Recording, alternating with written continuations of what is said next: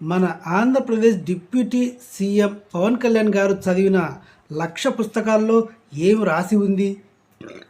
ఏం రాసి ఉంటే పవన్ కళ్యాణ్ చదివి ఇంత అద్భుతమైన పరిపాలన చేస్తున్నాడు? దాని గురించే ఈ వీడియో. పవన్ కళ్యాణ్ అభిమానులు ఉంటే పిసుక్కోవద్దు. నేను పవన్ కళ్యాణ్ని పనికి మాలినవాడు అని చెప్పే ఉద్దేశంతో కాదు, జెన్యున్గా చెప్తున్నా.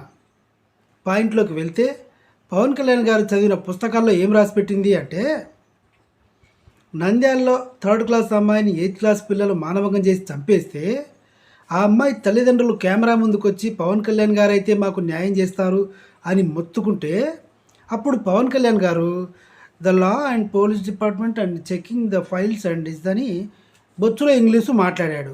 ఇలా మాట్లాడమని ఆ పుస్తకాల్లో రాసుందా?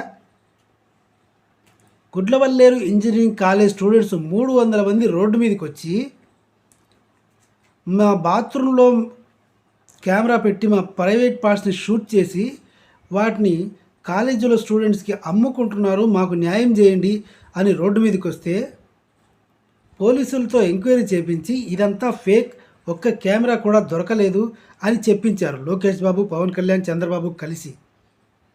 ఇలా తీర్పు ఇవ్వాలని ఏమైనా 1,00,000 పుస్తకాల్లో రాసిందా? పిఠాపురంలో పెన్షన్లు ఇవ్వడానికి నాగబాబు గారు వెళ్ళి పెన్షన్ ఇచ్చాడు. నాగబాబు ఎమ్మెల్యే కాదు, ఎంపీ కాదు, వాలంటీర్ కూడా కాదు, వార్డు మెంబర్ కూడా కాదు. మరి పెన్షన్లు ఎందుకు ఇచ్చాడు? పెన్షన్లు ఇవ్వాలని రాసిపెట్టింది ఆ పుస్తకాల్లో. రైటు. మరి విజయవాడలో వరదలు వచ్చినప్పుడు, ఖమ్మంలో వరదలు వచ్చినప్పుడు, సరే ఖమ్మం అంటే తెలంగాణలే, ఆంధ్రప్రదేశ్కే దిక్కులేదు, ఖమ్మం ఏం పోతాడు? అడుగు పెట్టలేదు. పవన్ కళ్యాణ్ గారు కనుక వస్తే క్రేజ్ వల్ల, పవన్ కళ్యాణ్ గారి క్రేజ్ వల్ల విజయవాడ వరద బాధితులకి సాయం చేయడానికి ఇబ్బంది కలుగుతుంది అన్నాడు. అంటే మరి ఓట్లు అడగడానికి వచ్చినప్పుడు క్రేజ్ అడ్డుపడలేదా? ఇలా ఆపద వచ్చినప్పుడు 5 కోట్లు ఇచ్చి దులిపేసుకోవాలని పుస్తకాల్లో ఏమైనా రాసుందేమో, అది చదివాడేమో ఏమన్నా.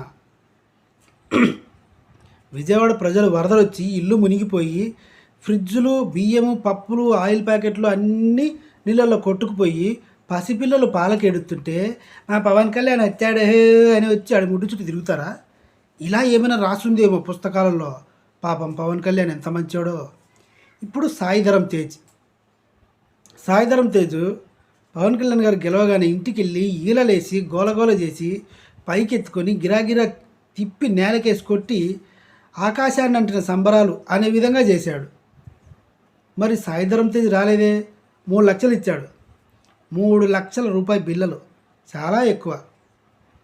చిరంజీవి, నేను ఒక తండ్రి లాంటి వాడిని, వాడు నా తమ్ముడు, నాకు బిడ్డ లాంటి వాడు అన్నాడు. మరి విజయవాడ ప్రజలు రాక్షసులా? ఇప్పుడు జానీ మాస్టర్ పెళ్ళాం పేరు సుమలత, ఆమెకు ఆయేషాగా పేరు మార్చి మతం మార్చాడు.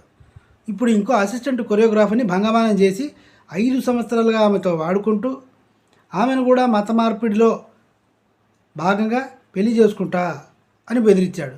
ఇప్పుడు ఆమె కేసు పెట్టింది. దీని గురించి కూడా ఏం మాట్లాడకూడదు అని పుస్తకాలు రాసి పెట్టిందా? ఇది పవన్ కళ్యాణ్ గారు నేర్చుకున్నది పుస్తకాలు చదివి. ఇంకొక లాస్ట్ ఒకటి ఎండింగ్ ఇస్తా. పవన్ కళ్యాణ్ గారి పుస్తకాల్లో నేను చాలా నీతి నిజాయితీ నేర్చుకున్నా అన్నాడు. నీతి, నిజాయితీ, న్యాయం, నాకు చట్టం తెలుసు అని చెప్పాడు. ఈ చట్టం తెలుసుకున్న పవన్ కళ్యాణ్ ఏం చేశాడంటే, నందిని అనే అమ్మాయిని పెళ్లి చేసుకొని ఆమెకు విడాకులు ఇవ్వకుండా రేణు దేశాయిని ప్రేమించాడు.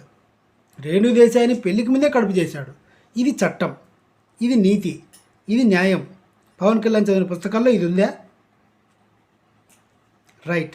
సరే, రేణు దేశాయిని తర్వాత పెళ్లి చేసుకున్నాడు. మరి రష్యాలో అమ్మాయిని ఎందుకు పెళ్లి చేసుకున్నాడు?